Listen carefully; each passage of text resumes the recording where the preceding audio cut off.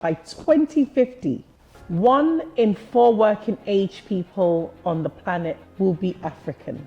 As manufacturing grows, as construction booms in cities across the continent, there's a real risk that we chase growth and modernization first and treat safety, health, and proper working conditions as something to figure out later. I think the more urgent African question isn't, will AI take our jobs? It's, will our workforce have the skills to compete for the jobs that are actually being created? If we design the workplace of the future only for people in air-conditioned offices and tech hubs, then we're designing for a small minority and calling it the whole picture. Africa doesn't need to copy anyone else's version of the future workplace. So, what does Africa need to get right?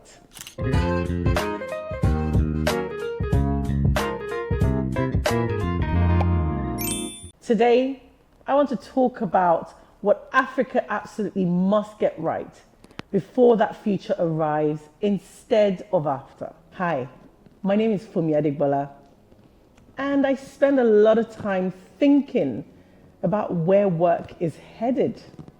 Not the Silicon Valley version of the future of work, but the version that actually applies to Nigeria, Nairobi, Accra, Kigali, Johannesburg, the version built for our realities, not imported wholesale from somewhere else. Because here's the trap. A lot of future of work conversations are really just American and European conversations wearing an African hashtag. Yes, I said it.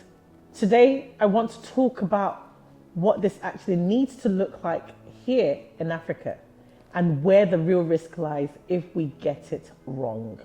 But as an African, and also as African economies industrializes faster, as manufacturing grows, as construction booms in cities across the continent, there's a real risk that we chase growth and modernization first and treat safety, health, and proper working conditions as something to figure out later. We cannot afford that mistake. Other regions industrialized fast and paid for it in lives. Preventable injuries, occupational diseases, disasters that could have been avoided with basic protections. Africa doesn't have to repeat that history. We have the advantage of hindsight. We can build modern industries with safety and well-being embedded from day one, instead of retrofitting it in 20 years after enough people have been hurt. The future workplace in Africa has to be one where growth and worker protection aren't seen as competing priorities, where we can't afford safety yet is recognized for what it actually is, a decision to gamble with people's lives to save money in the short term. And we cannot but talk about the informal economy. They can't be ignored, surely. And so here's something a lot of future of work conversations conveniently skip. Across most of Africa, the majority of workers are in the informal sector. Are we talking about the market traders, the artisans, drivers, small-scale manufacturers, and the list goes on? If we design the workplace of the future only for people in air-conditioned offices and tech hubs, then we're designing for a small minority and calling it the whole picture. The real work is figuring out how to extend basic protections, and that's safety standards, fair pay, practices across board, some form of social security, skills development to the millions of Africans working informally.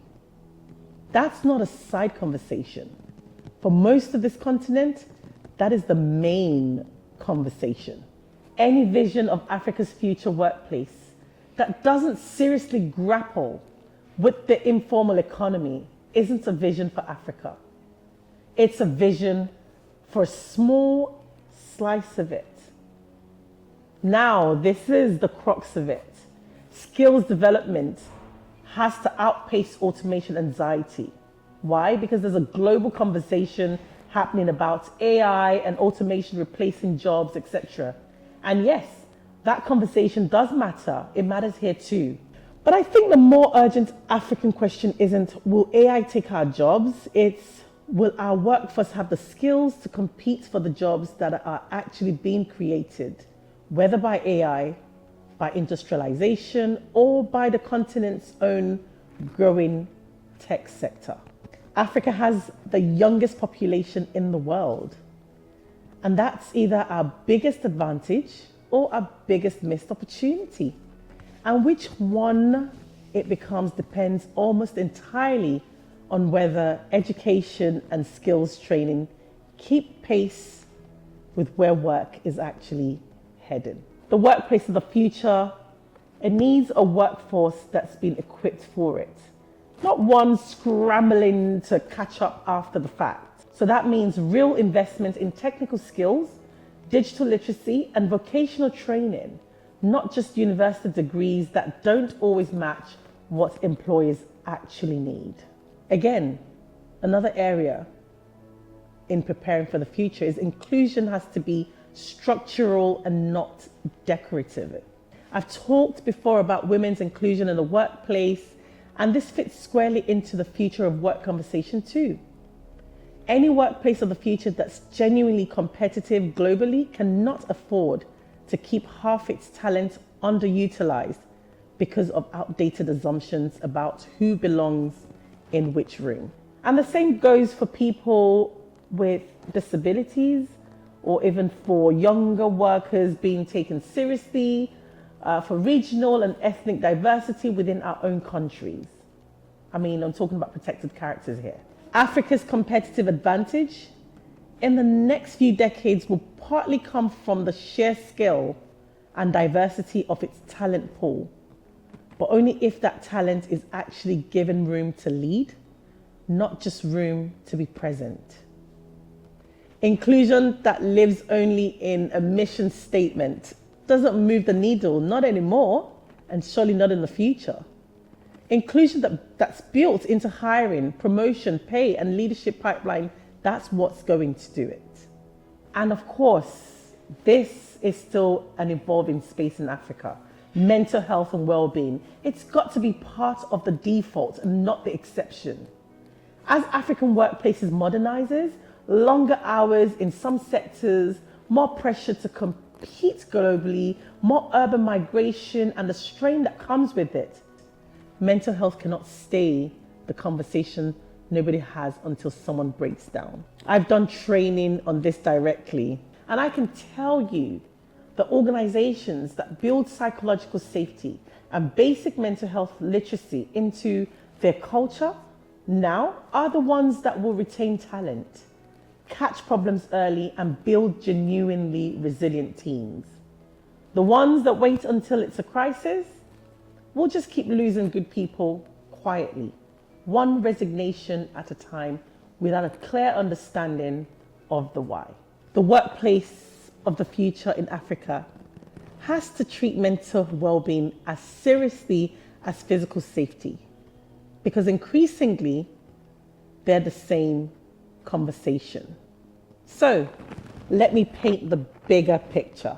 Here's what ties all of this together. Africa doesn't need to copy anyone else's version of the future workplace. We have the rare advantage of building this at a moment when we can learn from everyone else's mistakes, the safety disasters other regions had to survive, the informal economies other places eventually had to formalize, the automation disruption other workforces are still scrambling to adapt to. We can build it right the first time round. Safe, inclusive, skilled, mentally healthy, extending real protection beyond the office walls into the informal economy where most people actually work. That's not idealism. That's the actual opportunity right in front of us if we choose to take it seriously. So, what does Africa need to get right? It needs to get safety from day one right, and not as an afterthought. Real inclusion of the informal economy, skills that outpace disruption, structural inclusion, not decorative diversity, and mental well-being built into the default, not treated as a crisis response. Now, forget those rights, then the statistic that I opened with, 1 in 4 of the world's working being African by 2050, stops being a risk we're unprepared for and becomes the advantage it should be. I want to know what you think, actually. What would you add to this list? Feel free to drop it in the comments, and I bet you I'll read every single one of them. If this got you thinking as well, why not subscribe, share it with someone, and also like. I look forward to seeing you in my next video.